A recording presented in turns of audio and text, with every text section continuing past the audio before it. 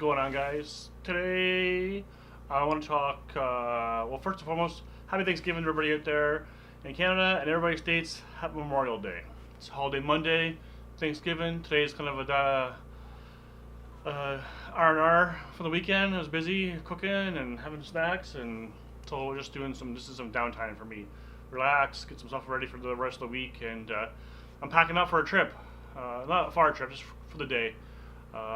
But that brings me to this thing about it's getting cold out now. It's 11 degrees today. So for fishing in the rivers, whether you're fishing for steelhead or fishing for walleye or bass or muskie, if you're in the water waiting, you definitely got to dress up in layers. So as I was packing my stuff up today, I realized that I didn't really talk about clothing and stuff that I wear for outside fishing. So basically, the temperature will dictate what I bring and don't bring, and water temperature will do as well. So if the water is right now, last I checked, the water was 55 in some of the big rivers, and it was close to in the mid to low 50s in some of the rivers in the tributaries. So the water's cold. It depends on how you fish. Is how I dress. If you're running a gun all day from pool to pool, you can get away with less layers, or carry an extra layer in your backpack, like I do, or sling pack, or whatever you want to do.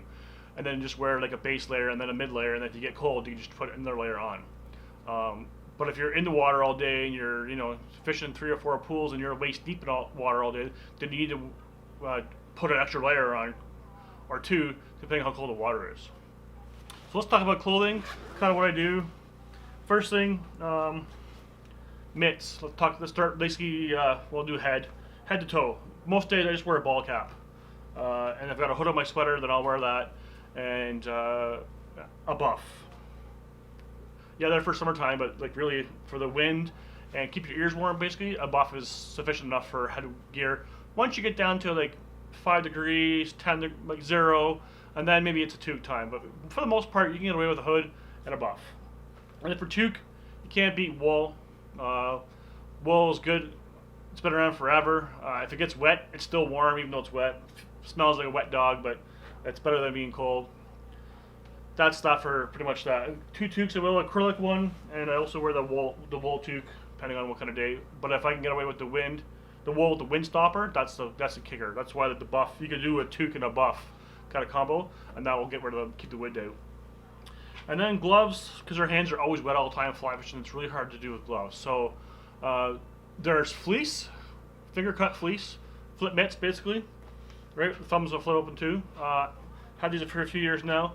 They're okay till -5, maybe pushing -10. But if you get wet, they're done. It's over. So I carry a fingerless pair of wool gloves as well. These have that wind stopper material inside them, and no matter what, if they're wet, it doesn't matter. You're still warm. It's a little soggy, but at least you're still warm. So I always carry at least 2 pairs of mitts with me. Sometimes 3, depending on how long of a trip I'm going on, and that way my hands are always covered. Because once your hands get cold, you can't tie knots anymore. I struggle casting, so you want to take care of basically your hands and your head. And let's start with a base layer. So any base layer will do.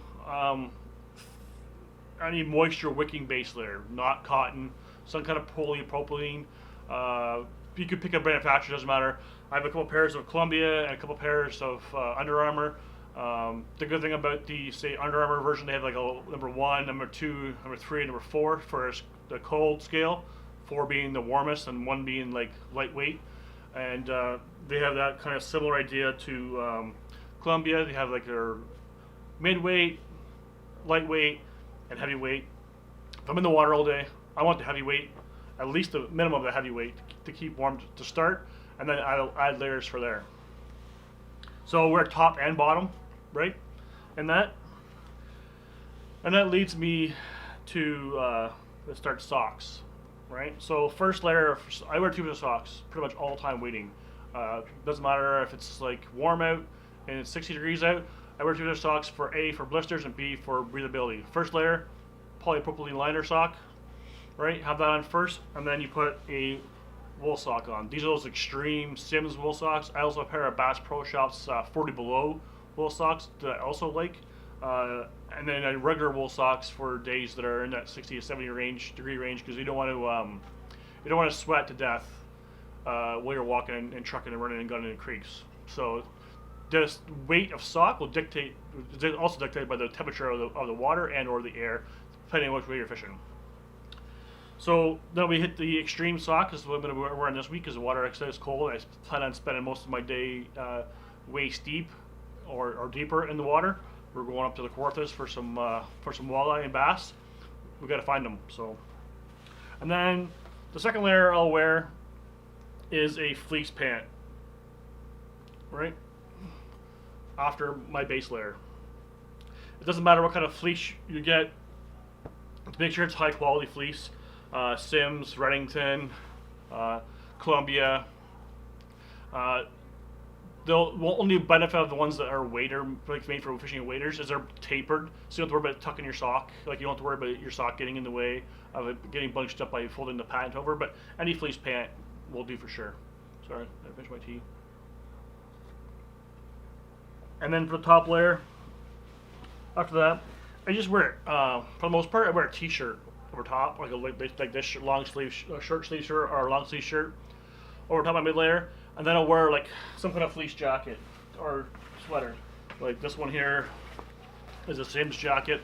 I wear this, or I'll wear a hoodie, something that's windproof and also breathable, basically, right?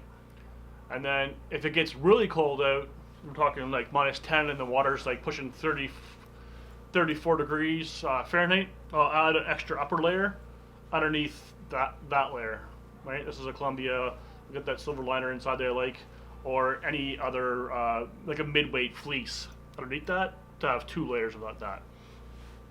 And then the other thing, when it gets really cold out, that I've been experimenting with, is one of these Farmer John's that's made for waders that I bought a couple years ago. And in the wintertime, I absolutely love this thing. It gives you up a layer at the bottom and the top, and it covers your extremities, covers your kidneys, covers your back, and it has a cool stirrups in it for your feet. But you can use pretty much whatever else. Basically, it's layer. So if it's cool out, like 70 degrees Fahrenheit or like 20 Celsius, I'll wear just one pair of Long Johns. And then as it gets colder out, so it hits 60, I might wear a pair of Long Johns and a pair of pants. But if the water's really cold, I might wear 3 layers, depending on how kind of day I'm fishing. Most of the way we fish is running and gunning. So I try to wear as little layers as possible to not freeze, and if I get cold, then I'll put another layer on. But for the most part, it's this time of year, we're in the middle of October, it's at least 2 layers, main thin layer underneath, and then a fleece layer on top. And then a jacket must have a waterproof jacket.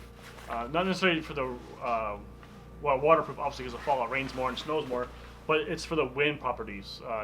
Once the wind gets through and you get chilled and you're already in the water waist deep all day, you can't stay in the water all day. You get cold. Once you get cold, your day's over, or you're gonna get sick.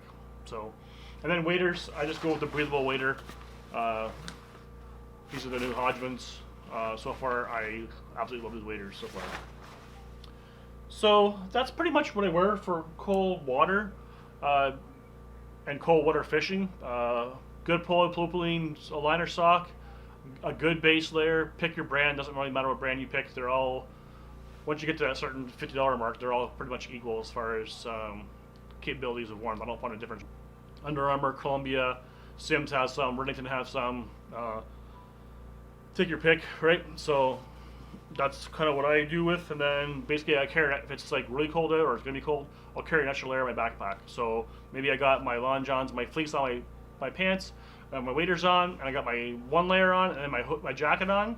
But maybe I don't need a raincoat, so I'll put it in my backpack, and then maybe I don't need this fleece layer, so I'll put that in my backpack. And if I get hot, I can always take a layer off. And if I get cold, I can always put a layer on. If you don't bring it, you can't put it on. It's not there, right? So bring your backpack, leave it in your car.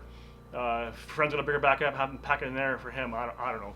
Do whatever you can to pack an extra layer to bring with you, because it's nice to have it. Maybe you don't get cold, maybe your buddy does, and help him out too, right? So I always carry an extra layer too, and especially mitts, because once your hands get wet, it makes life a lot harder. Anyways, I hope everybody's having a good Thanksgiving. I hope you're enjoying Memorial Day in the States. Thanks guys for watching. Hit that subscribe button, would you? That'd be awesome.